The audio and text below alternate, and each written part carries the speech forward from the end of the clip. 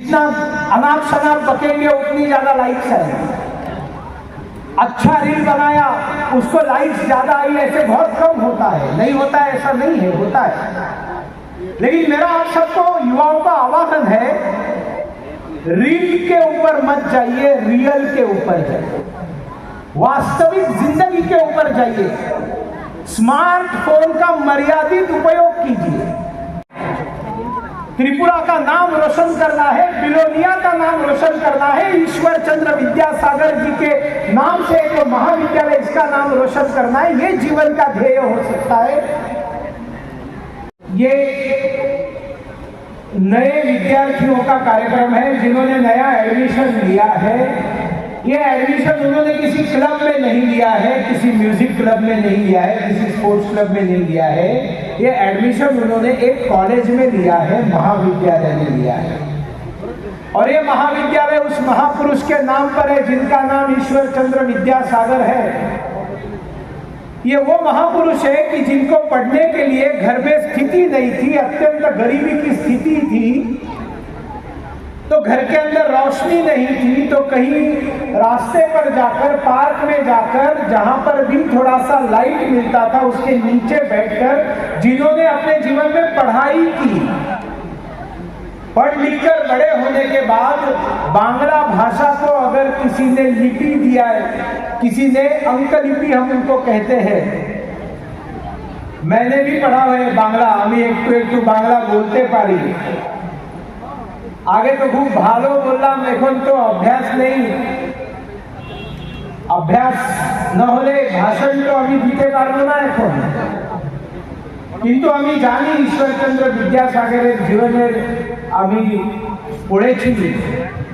एक ऐसा महापुरुष जिसे सारे भारत में गर्व के साथ देखना चाहिए, सिर्फ बंगाली समाज में नहीं, सारे देश का एक श्रेष्ठ व्यक्ति जिनके नाम से ये कॉलेज है, उस कॉलेज में हम सब लोग आए हैं।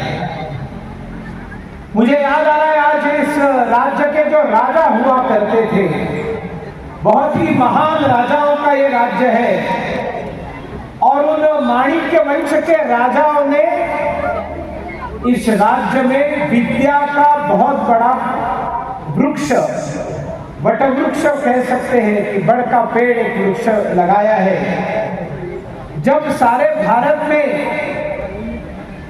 फोकस एजुकेशन का लोगों का कम था, तब त्रिपुरा के राजाओं ने यहाँ पर कई सारे विद्यालय बनाए, महाविद्यालय बनाए।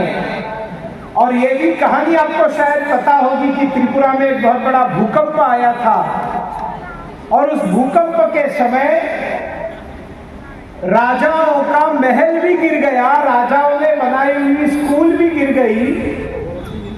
ये राजा ऐसे राजा थे जिन्होंने अपना महल बाद में बनाया, लेकिन इस राज्य में स्कूल पहले बनाए।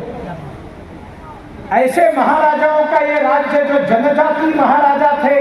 स्मार्टफोन रात को 12, 1, 2, 3 बजे तक स्मार्टफोन पर बैठे हुए हैं, नींद खराब करते हो, अपने जिंदगी के वर्ष कम करते हो। समझ में आता है आपके? 7 घंटा अच्छी नींद लेना है तो स्मार्टफोन को स्विच ऑफ करके आप शांतता से सो सकते हैं। कोई आपको प्रधानमंत्री और मुख्यमंत्री का कॉल आने वाला नहीं है कि आपने स्विच ऑफ करके रखा तो क्या होगा। उस स्मार्टफोन को आप ज्ञान लेने का माध्यम बनाइए ना। इतने सुंदर किताबें आप उस स्मार्टफोन पर पढ़ सकते हैं, दुनिया भर में इतना ज्ञान आया है, उसको आप उस स्मार्टफोन से ले सकते हैं। गंदगी को घर के लाकर अंदर रखने में, मन बुद्धि शरीर आत्मा में रखने में मतलब क्या है? और इसलिए एक सिंपल बात मैं युवाओं को बताता हूं। मेरा प्रश्न आपको है, आपको स्मार्ट होना है या आपके फोन्स को स्मार्ट होना है? आपका अगर उत्तर है कि आपको स्मार्ट होना है, तो स्मार्टफोन का मर्यादित उपयोग कीजिए। मैं ये नहीं कहता कि मत कीजिए, मर्यादित, limited use of smartphone will make you smart. नींद के साथ कंपटीशन, वो आपकी नींद छीनना चाहते, नींद हराम करना चाहते हैं।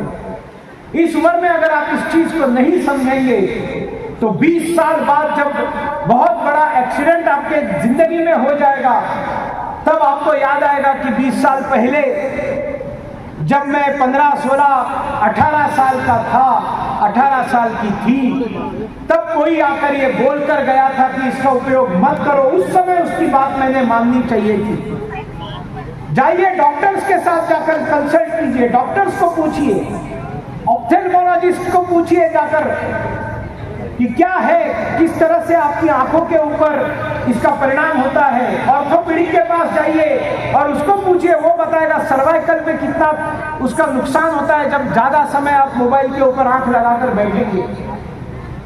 पोस्चर मैनेजमेंट बहुत बड़ी बात है, आपको मालूम होना चाहिए। आपका पोस्चर बदलते जाता है जिंदगी में, कोई बाईं तरफ झुकते जाता है, कोई दाहिनी तरफ झुकते जाता है, कोई सामने झुकते जाता है, रीढ़ की हड्डी को सीधा रखकर। ये सारी चीजें हमारे शास्त्रों में बताई है, हिंदुत्व में बताई हुई है।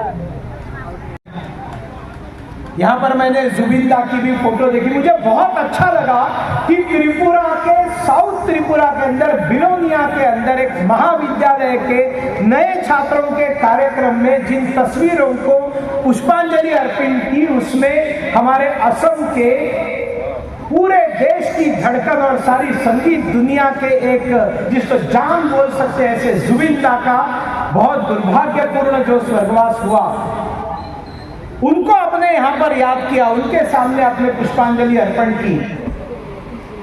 ये त्याग की मूर्ति मां है और इसलिए जिसके कारण हमको कुछ ना कुछ मिलता है उसके प्रति ग्रेटफुलनेस दिखाना है तो हम उसको मां कहते हैं। इसलिए हमारा हिंदुत्व नदी को मां कहता है क्योंकि ग्रेटफुलनेस दिखाता है, उसके कारण हमारा जीवन है।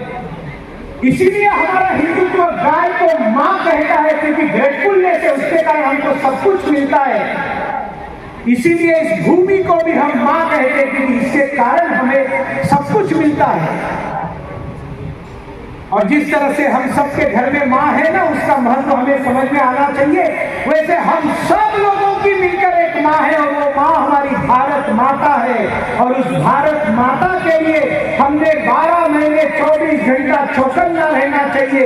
एक तरफ चाइना बैठा है आपको निगलने के लिए, दूसरी तरफ बांग्लादेश बैठा है आपको निगलने के लिए, तीसरी तरफ पाकिस्तान है, और वो अमेरिका हो या चाइना हो, ये कोई आपके मित्र नहीं है, सब शत्रु है।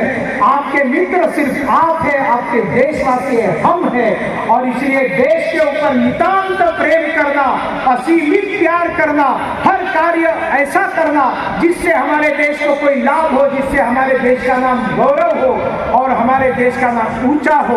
अगर देश बड़ा होगा तो हम बड़े होंगे, अगर देश की रक्षा हुई तो हमारी रक्षा होगी। धर्मो रक्षति रक्षितः, आप अगर धर्म का रक्षण करेंगे तो धर्म आपकी रक्षा करेगा। इस सूत्र को ध्यान में रखकर नए छात्र आप सब लोग आए हो, एक त्रिपुरा श्रेष्ठ त्रिपुरा का स्वप्न संजोकर एक भारत श्रेष्ठ भारत की तरफ तेजी से आगे बढ़कर हमारे देश को विकसित भारत बनाने के लिए हम सब लोग जुड़ जाएं। इसी आह्वान के साथ मेरा भाषण थोड़ा लंबा